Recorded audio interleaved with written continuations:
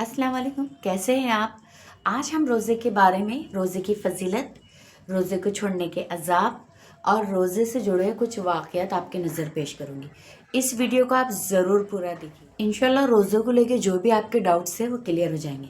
सबसे पहले अल्लाह का हुक्म बहुत ज़रूरी है, एक बहुत बड़ी चीज़ है। और रोज़े को लेकर ये चीज़ है कि जिसने अपने रोज़े की हिफाजत नहीं की, है ना, रोज़ा गिबतों से, बुराइयों से, झगड़े से, गालियों से अगर तोड़ दिया, नहीं भी तोड़ा तो उसकी बरकतें कम होते गई, तो सिवाय भूखे रहने के उसे कुछ ना मिलेगा। अब देखो, कुछ लोग होते हैं जो भूख हड़ताल करते, हालांकि उनको कुछ मिलता है। अगर वो भूख हड़ताल किए और उसमें वो मर गए तो खुदकुशी कहलाएगी। जैसे आप अगर जंगल में खो गए हो, है ना, आप हाइकिंग कर रहे हो और जंगल में कहीं भटक गए हो और मरने के बहुत ही करीब है, लेकिन आपको वहां पर खिंजीर यानी कि पिग या फिर गधा मरा हुआ मिला जो मुर्दार है और उसमें से बदबू भी आ रही है, लेकिन अपने आप को जिंदा रखने के लिए अल्लाह का हुक्म है कि आप उसमें से चंद लुकमे खा लो ताकि आप जिंदा रह सके। लेकिन आपने नहीं खाए, अल्लाह की नाफरमानी की, है ना, कि इतना बदबूदार खाना मैं कैसे खाऊं, जबकि वो हमारे लिए हराम है, लेकिन हमारी जिंदगी बचाने के लिए हम उसे उसके चंद लुकमे खा सकते, ये अल्लाह का हुक्म है। और हमने वो चंद लुकमे नहीं खाए और वैसे ही मर गए तो हम खुदकुशी के जमरुद में आएंगे, यानी हमने खुदकुशी की। अल्लाह का हुक्म क्या है कि रोजा रखो। हम जरा जरा बहानों की वजह से रोजा छोड़ देते हैं। आइए मैं आपको रोज़ा छोड़ने के ऐसे अजाब बताती हूँ कि आपकी रूह कांप जाएंगी। इसके साथ ही रोज़े की फजीलत और रोज़े के फ़ायदे और रोज़े का सवाब भी बताऊंगी। सबसे पहले इसका अजाब देख लेते हैं कि जब हुज़ूर अक़दस सल्लल्लाहु अलैहि वसल्लम महराज पर गए तो एक आदमी को अजाब हो रहा था। उसको इस तरह अजाब हो रहा था कि उसके दोनों जबड़े पूरे मतलब चौड़े कर दिए गए थे, उसमें आग के शोले डाले जा रहे थे और वो आग के शोले पेट तक जा रहे थे। और जब वो आग की वजह से उसकी अतड़ियाँ पिघल कर जो हमारा पायखाना है, लेटरिन की जगह, वहाँ से निकल रही थी, तो हुजूर अक़दस सल्लल्लाहु अलैहि वसल्लम ने पूछा, हज़रत जिब्रील अलैहिस्सलाम वहाँ मौजूद थे, कि इसे किस बात का अजाब हो रहा है। तो हज़रत जिब्रील अलैहिस्सलाम ने कहा कि आपकी उम्मत में जो बिला उज़्र रोज़ा छोड़ दे तो ऐसे शख्स को इस तरह अजाब दिया जाएगा। अस्तगफुरुल्लाह। अब रोज़े की फजीलतें सुन लीजिए। देखिए, रोज़े का तो बदला अल्लाह ताला देने वाले हैं, यानी अल्लाह ताला ने कहा कि रोज़ा मेरे लिए है तो मैं ही उसका बदला दूंगा। लेकिन चंद रिवायत के बारे में हम गुफ्तगू करेंगे। सबसे पहले तो कि रोज़ा बाबुल रैयान, जो रोज़दार है यानी वो बाबुल रैयान के दरवाजे से जन्नत में दाखिल होगा। अब जब महशर होंगी, हश्र कायम होगा, तो जो रोज़दार है ना, तो उनके लिए अलग से हौज होगा पानी पीने के लिए। अब देखो, हम फार्म हाउस पे जाते हैं तो अलग से अपना वाटरफॉल होता है, स्विमिंग पूल होता है, तो हम हमारे लोग 5-6 लोग जो भी हमारी फैमिली के होते हैं वहाँ हम ही नहाते हैं। ऐसे वाटरफॉल में जाएंगे या वाटर पार्क जाएंगे तो सभी नहाएंगे तो मज़ा नहीं आता, एक अलग मज़ा होता है सेपरेट का।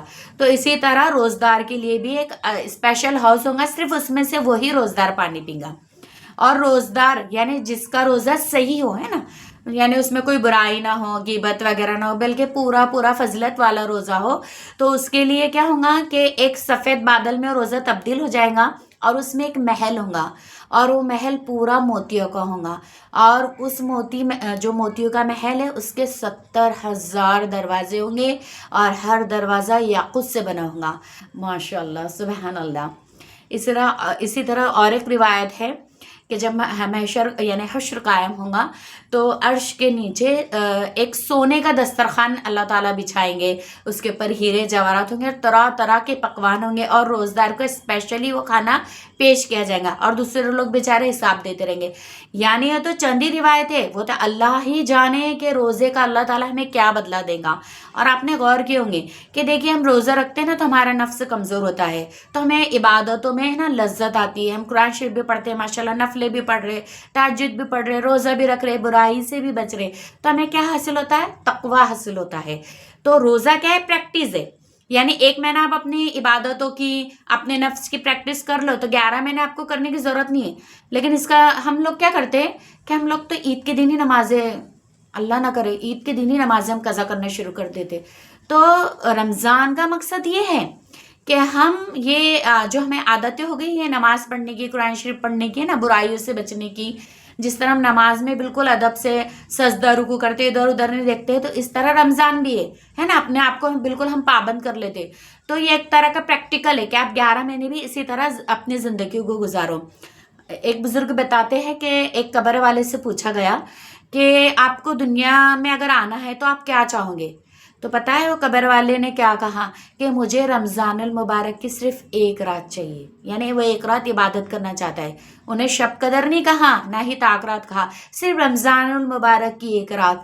تو میری ماؤں بہنوں اور بھائیوں, اگر آپ یہ ویڈیو دیکھ رہے ہیں تو پلیز یہ لمحوں کو بالکل بھی آپ ضائع نہ کریں, بالکل بھی ضائع نہ کرے, اور جتنا ہو سکے اس کو سیل کی طرح لوٹ لے, ہے نا. کیونکہ ہمارا 70 کا بھاؤ شروع ہے, آپ کو تو پتہ ہی ہوگا کہ ہم ایک نیک عمل کریں گے تو ہمیں 70 درجے زیادہ ثواب ملے گا.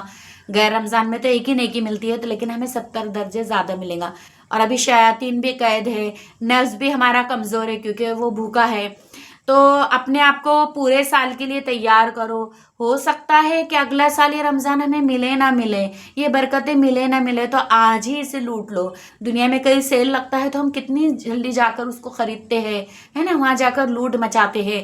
تو یہ تو اللہ تعالیٰ نے ہمیں دیا ہے, یہ اللہ تعالیٰ کو منانے کا مہینہ ہے. اللہ تعالیٰ سے منا لو, مغفرت اپنی حاصل کر لو, ہے نا. ہمیں اپنی من چاہی زندگی نہیں چاہیے, رب چاہی زندگی چاہیے. من چاہیے اگر ہم زندگی جیں گے تو ہمارا تو جو راستہ ہے وہ جہنمی کی طرف جائے گا, اور رب چاہی زندگی جیں گے انشاءاللہ تو دنیا میں بھی کامیاب ہوں گے اور آخرت میں بھی کامیاب ہوں گے.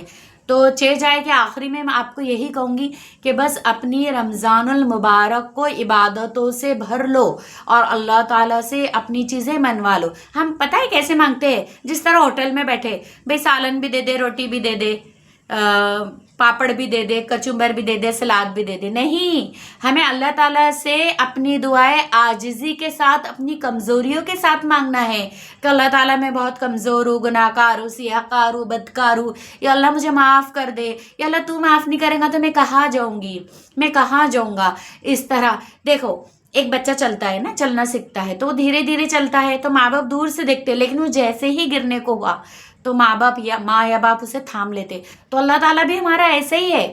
یہ الگ بات ہے کہ کہا گیا کہ 70 ماہوں سے زیادہ, جی نہیں, 70 ماہوں نہیں, 70 کروڑ ماہوں سے زیادہ ہمارا اللہ تعالیٰ ہمیں چاہتا ہے. اور یہ رمضان المبارک ہمیں اسی لیے دیا گیا ہے کہ ہم اپنے گناہوں سے توبہ کر لیں, آنکھ سے مغفرت کر لیں اور جنت مانگے.